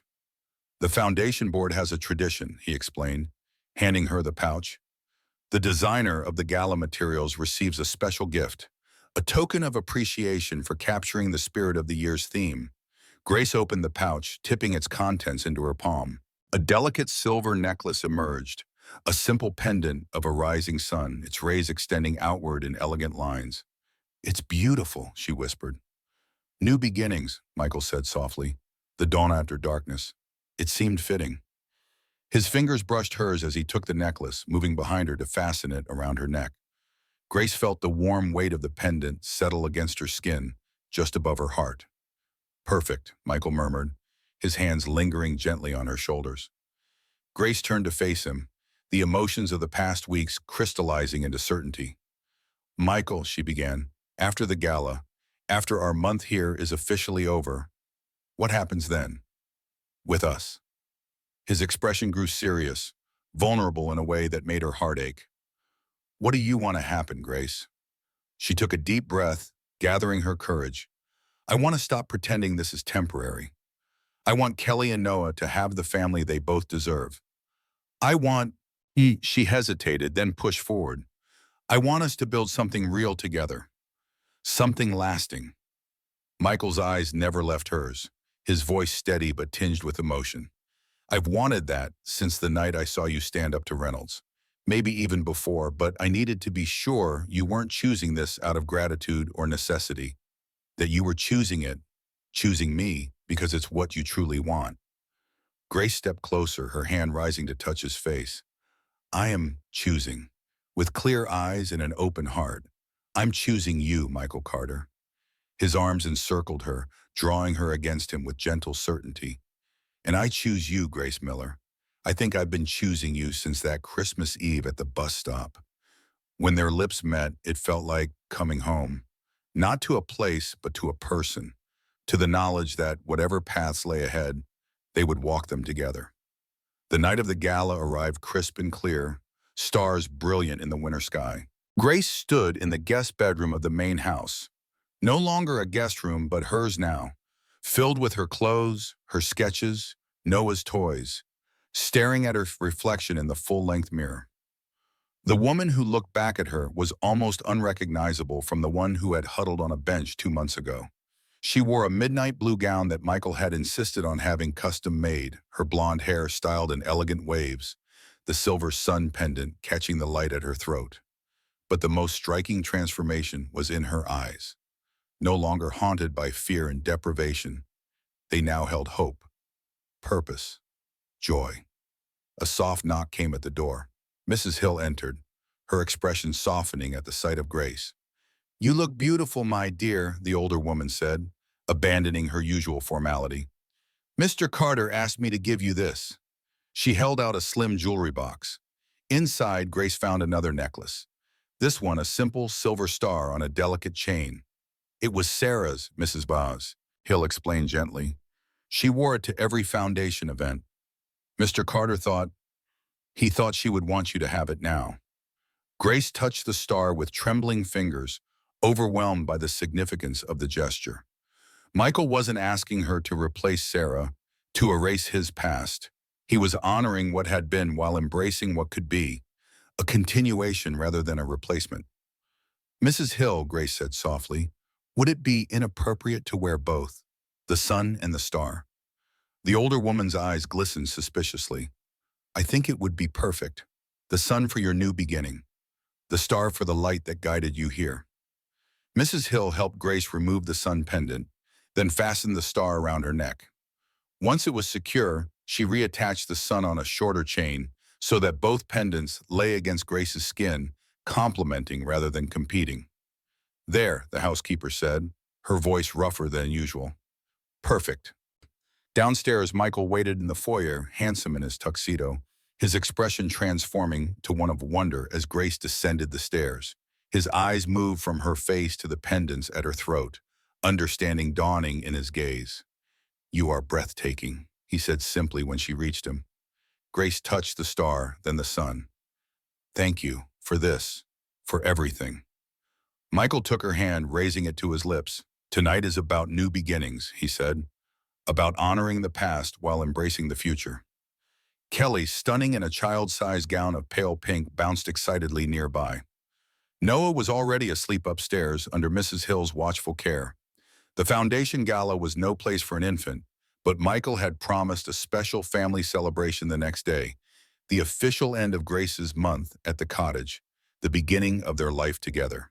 The drive to New York passed quickly, filled with Kelly's excited chatter about the party, about seeing her father's colleagues, about staying up super late like a grown-up. Grace watched the passing scenery, the city lights growing brighter as they approached, reflecting on how much had changed since she had last seen the skyline. The gala venue was magnificent, a historic ballroom transformed by twinkling lights, flowers, and the design elements Grace had created. Her work was everywhere, the New Beginnings logo she had designed adorning programs, projections, table settings. The sight of her vision realized on such a scale, filled her with pride. Michael kept her close as they entered, his hand warm at the small of her back. Heads turned, whispers followed, but Grace held her head high. She was not ashamed of their story, of how they had found each other, of the love that had grown between them. The evening unfolded in a series of introductions, conversations, moments of beauty. Michael's colleagues were polite if curious, the foundation board members warm and welcoming. Grace found herself genuinely enjoying the gala, appreciating the opportunity to see the charitable work Michael had built, to understand this part of his life. As they circulated among the guests, Michael was called away briefly to speak with a major donor. Grace stood near one of her design displays, admiring how the lighting enhanced the imagery, when a familiar voice spoke behind her. Well, if it isn't the Christmas miracle herself. Grace turned to find Victor Reynolds watching her, champagne glass in hand, his expression coldly amused. Mr. Reynolds, she acknowledged, keeping her voice steady. I'm surprised to see you here. His smile didn't reach his eyes. I make a point of keeping my enemies close, Miss Miller. Besides, I wouldn't miss the debut of Michael Carter's latest acquisition. Grace felt anger rise within her, but kept her expression neutral. Is that how you see relationships, Mr. Reynolds? As acquisitions? As business transactions? That explains a great deal about your tactics. Reynolds' smile faltered slightly. You think you know me based on business decisions? On strategies to maximize profit? I know you see people as means to ends, Grace replied calmly, as tools to be used rather than individuals to be respected. I know you offered me a position not because you valued my skills, but because you thought it would hurt Michael. That tells me everything I need to know about your character. Reynolds studied her, something like surprise flickering in his eyes. You're more perceptive than I gave you credit for, Ms. Miller. But you're naive if you think what you and Michael have is anything but temporary. Men like him don't marry women they find on street corners. Grace felt the barb hit its mark, old insecurities stirring. But she pushed them aside, finding strength in what she knew to be true. Men like Michael, she said quietly, see beyond circumstances to character, beyond appearances to essence. That's why he'll always be a better man than you, Mr. Reynolds. and why he'll always win against you in the long run. Before Reynolds could respond, Michael appeared at Grace's side, his expression darkening as he recognized the other man. "Reynolds," he said coldly, "I don't recall seeing your name on the guest list." Reynolds smiled thinly. "Consider it a gesture of goodwill, Michael. I wanted to personally congratulate you on the board's decision. This round, at least." Michael's arm slipped around Grace's waist, a gesture both protective and possessive. "There won't be another round, Victor. The shareholders have been fully briefed on your tactics, on what your takeover would mean for the company, for the foundation. You've lost this fight." Reynolds' expression hardened. "We'll see," he said simply, then turned to Grace. "It was educational meeting you properly, Ms. Miller. I suspect we'll cross paths again." As he walked away, Grace felt tension she hadn't realized she was holding released from her shoulders. "Are you okay?" Michael asked softly. "What did he say to you?" Grace shook her head. "Nothing important, nothing true." Michael studied her face, concern in his eyes. "Grace, if he threatened you, if he said anything—" She placed a finger gently on his lips, stopping his words. "He tried to make me doubt you. Doubt us. He failed." The worry in Michael's expression melted into something warmer, deeper. "Reynolds believes everyone has a price, that everything is transactional," Michael said quietly. "He can't comprehend relationships built on something other than advantage. I almost pity him." Grace leaned into Michael's embrace, drawing strength from his steadiness. "It's a cold way to live," she agreed. "Never trusting, never connecting, always calculating." Michael's arm tightened around her waist. "I have something I want to share with you," he said, guiding her toward a quieter corner of the ballroom. "Something I've been thinking about since the board vote." Curious, Grace followed him to a small alcove where the sounds of the gala were muffled, creating a bubble of privacy amid the crowd. "What is it?" Mighty Nundy asked. Michael took both her hands in his expression serious but tinged with excitement. "I'm restructuring Carter Investments, creating a new division focused on art investment and promotion, discovering new talent, supporting emerging artists, creating galleries in underserved communities. The board approved it yesterday." Grace's eyes widened. "Michael, that's wonderful, but why are you telling me like this, like it's a secret?" His smile was warm, slightly nervous. "Because I want you to run it, Grace, to be its director. Your gallery would be the flagship, but you'd be responsible for the entire division, mentoring other artists, creating opportunities, building something meaningful." Grace felt the air leave her lungs. This wasn't just a gallery space. This was a career, a purpose, a chance to help others who had been overlooked or abandoned by traditional art institutions. I, I don't have the experience," she stammered to him. "The credentials." "You have the talent," Michael interrupted gently. "The vision, the understanding of what it means to be excluded, to have doors closed. Who better to open those doors for others?" Grace's mind raced, possibility unfurling before her, not just her own success, but the chance to lift others, to create pathways where none had existed. "You believe I could do this?" she asked, her voice barely above a whisper. Michael's gaze was steady, certain. "I know you can. I've seen how you think, how you create, how you empathize. This isn't charity, Grace. It's recognition of what you bring to the table. It's me seeing you, all of you, not just your circumstances." Grace felt tears threatening, the magnitude of his faith in her overwhelming. "I don't know what to say," she whispered. Michael's hands tightened around hers. "Say you'll consider it. That's all I ask for now." Before she could respond, the foundation director approached, informing Michael that it was time for his annual address.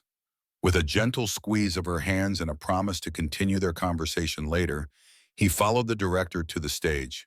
Grace watched him go, her heart and mind full, the possibilities he'd laid before her both exhilarating and terrifying.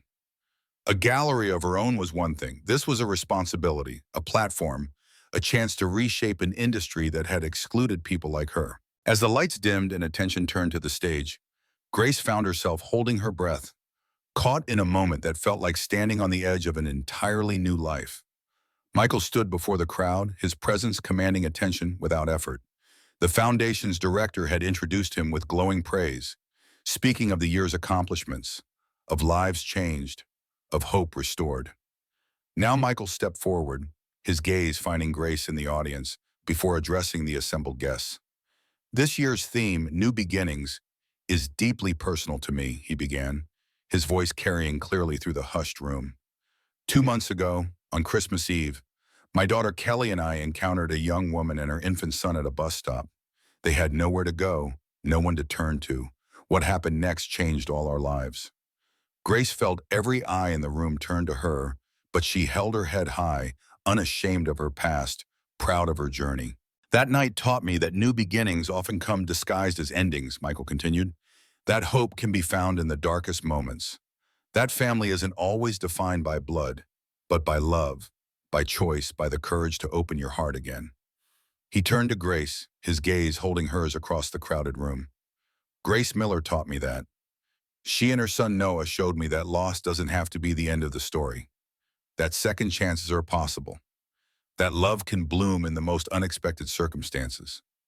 His words touched something deep within Grace, validation not just of their relationship, but of her worth, of her journey, of everything she had endured to reach this moment.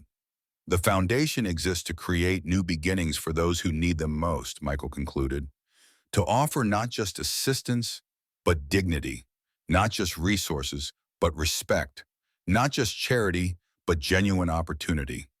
That mission has never felt more meaningful to me than it does tonight. The applause that followed was thunderous, but Grace barely heard it.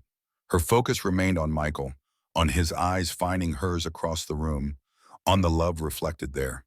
The remainder of the gala passed in a blur of emotions, dancing in Michael's arms, accepting congratulations on her designs, fielding curious but mostly kind questions about their unusual meeting. Through it all, Michael remained by her side, his presence steady, his hand often finding hers as if he couldn't bear not to touch her, not to reassure himself of her presence. As midnight approached, they slipped away from the celebration, Kelly sleepy between them as they made their way to the waiting car.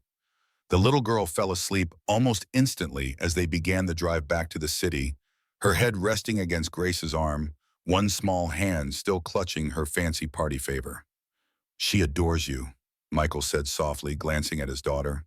"You've brought something back to her life that I couldn't provide alone." Grace brushed a gentle hand over Kelly's curls. "She makes it easy to love her." Michael's eyes met hers in the dim car interior. "And me? Do I make it easy?" The vulnerability in his question made Grace's heart swell. "No," she answered honestly. "Loving you is terrifying, because it matters so much, because losing it would hurt too deeply." "And yet," he prompted, "and yet I do. Love you with everything I am." His hand found hers in the darkness, fingers intertwining. "I love you too, Grace Miller. I think I have since that night on the bench, though I didn't recognize it then." The city lights reflected in the car windows, painting patterns across their joined hands. In the back seat, Kelly slept peacefully, untroubled by the adult's quiet declarations, by the weight of the moment unfolding around her. "What happens now?" Grace asked softly. "Tomorrow is officially the end of my month at the cottage." Michael's smile was gentle, certain. "Tomorrow is the beginning of the rest of our lives together, if that's what you want." "It is," she whispered, "more than anything." They arrived at the penthouse, Michael carrying Kelly inside while Grace followed. After settling the sleeping child in her room, they found themselves drawn to the balcony, despite the cold. Snow had begun to fall, gentle flakes drifting in the night air, settling on the city below. Michael stood beside Grace, watching the snow, his expression thoughtful. "I had planned to do this at the cottage tomorrow," he said finally, "to bring everything full circle, but I don't want to wait any longer." He reached into his pocket and withdrew a small velvet box. Grace's breath caught as he opened it to reveal a ring. Elegant, vintage, a sapphire surrounded by diamonds that caught the light like captured stars. "This was my grandmother's," Michael explained, his voice steady despite the emotion in his eyes. "Sarah never wore it. She had her own engagement ring. I think it was waiting for you, Grace, for this moment." He knelt before her, snow gathering on his shoulders, his gaze never leaving hers. "Grace Miller," he began, "you came into my life when I thought the best parts of me had died with Sarah. You showed me that the heart can heal, that love can grow and again, that family can be found in the most unexpected places. You and Noah have brought light back into our lives, mine and Kelly's. Will you marry me, Grace? Will you make our family complete? Grace looked down at this man, this good, kind, honorable man who had seen her at her lowest and recognized her worth, who had offered help without diminishment, love without conditions. Yes, she whispered, tears of joy gathering in her eyes. Yes, Michael, with all my heart, yes. He slipped the ring onto her finger, then rose to gather her in his arms, his kiss a promise of all that was to come, a life together, a family united, a love born from compassion and grown into something deep and lasting. As they held each other beneath the falling snow, Grace thought of the long journey that had brought her here, from desperation to hope, from survival to joy, from isolation to belonging. She thought of Noah, who would grow up knowing a father's love, a sister's devotion, a home's security. She thought of Kelly, who had found in Grace the mother she had lost too young. She thought of Michael, who had risked his heart again, despite his grief, who had seen in her not a charity case, but a partner, an equal, a love worth fighting for. The months that followed brought changes both profound and ordinary. Grace and Noah moved permanently into the main house, though they kept the cottage as a weekend retreat and art studio. The gallery opened in Greenwich Village under the name Miller New Beginnings, showcasing not only Grace's work, but that of other artists who had overcome significant barriers. The new division of Carter Investments quickly gained recognition for its innovative approach to art investment and community engagement. Victor Reynolds' attempts to undermine Carter Investments continued, but with diminishing effectiveness. The board remained firmly behind Michael, impressed by both his business acumen and his commitment to ethical practices. Eventually, Reynolds turned his attention to easier targets, his defeat at Michael's hands becoming a footnote in the business press. The wedding was planned for spring, a small ceremony on the Connecticut estate. Grace found herself absorbed in preparations, in building her gallery, in the daily joys of their expanding family. Noah took his first steps in the penthouse living room, Kelly lost her first tooth, and life moved forward with a rhythm that felt both miraculous and utterly natural. Christmas Eve arrived again, exactly 1 year since the night at the bus stop. Michael suggested they take a drive into the city, just the two of them, while Mrs. Hill watched the children. Grace understood immediately where they were going, her heart full as they approached the quiet bus stop near Rockefeller Center. The bench was empty now, dusted with fresh snow, the bus route sign flickering above it just as it had that night. Michael took Grace's hand as they stood looking at it, both lost in memories of how their story had begun. I almost kept walking, Michael admitted quietly. If Kelly hadn't insisted, Grace squeezed his hand, but she did, and you listened, and here we are. They stood in silence for a moment, snow falling gently around them, the sounds of the city muffled by winter. I want to do something, Michael said suddenly. A tradition, maybe, to remember. He explained his idea, establishing a program through the foundation to provide emergency housing on Christmas Eve for homeless families, ensuring no one would spend the holiday as Grace and Noah had a year ago. Each family would receive not just shelter, but opportunities, education, job training, childcare, whatever they needed to rebuild. We'll call it the Bench Project, he suggested, a reminder that sometimes the most important journeys begin in the most unexpected places. Grace felt tears gather, the generosity of his vision touching her deeply. It's perfect, she whispered, a way to transform what happened to us into hope for others. They returned to Connecticut that evening to find the house aglow with lights, Kelly and Noah waiting excitedly with Mrs. Hill. The children had spent the afternoon making snow angels in the yard, and Kelly insisted on showing their creations before dinner. Hand in hand, the family walked through the snowy grounds to a clearing where 4 perfect snow angels lay side by side, 2 large, 2 small, their wings touching to form a connected whole. Look, Kelly exclaimed proudly, it's all of us. Michael lifted Noah onto his shoulders, the toddler's delighted laughter ringing in the crisp air. Grace watched them, this family that had formed against all odds, this love that had grown from a single act of compassion. Christmas morning dawned clear and bright. The Connecticut estate glowed with holiday decorations, with warmth, with the unmistakable aura of joy. In the main house living room, before the towering Christmas tree, the family gathered, Michael and Grace, Noah toddling now with tentative steps, Kelly bouncing with excitement as she distributed gifts. Then Hill moved quietly among them, her usual reserve softened by genuine affection, by her acceptance of the family that had formed before her eyes. Grace wore a simple cream sweater, her engagement ring catching the light with every movement, her hair loose around her shoulders. She sat beside Michael on the couch, watching as Kelly helped Noah unwrap a colorful toy, the children's laughter filling the space with music more beautiful than any Christmas carol. "What a difference a year makes," Michael murmured, his arm around her shoulders, his eyes full of wonder. Grace leaned into him, gratitude overwhelming her for a moment. "From that bench to this moment," she agreed softly. "Sometimes I still can't believe it." "Believe it," Michael replied, pressing a kiss to her temple. "This is real, Grace. This is home. This is forever." Later that day, as snow began to fall again, soft and gentle in the gathering dusk, the family bundled up to venture outside. Kelly insisted they build another snow family, bigger and better than before. Noah, secure in Michael's arms, watched with wide-eyed wonder as the figures took shape beneath Grace's artistic guidance. When they finished, they stood back to admire their creation. 4 snow figures of varying sizes, standing together against the winter landscape, united by the sticks that formed their connected hands. "Look," Kelly said proudly, "it's us, forever and ever." Grace looked at the child who had become a daughter to her, at the baby who had grown into a toddler, at the man who had become her partner, her love, her future, and she knew that Kelly was right. "Forever and ever," she echoed softly, her voice carrying in the winter stillness. As twilight deepened, as Christmas lights began to twinkle against the darkening sky, Grace Miller stood surrounded by the family she had found in the most unexpected place, at the most desperate moment. And she knew with absolute certainty that she was exactly where she was meant to be. Home at last, loved at last, complete at last.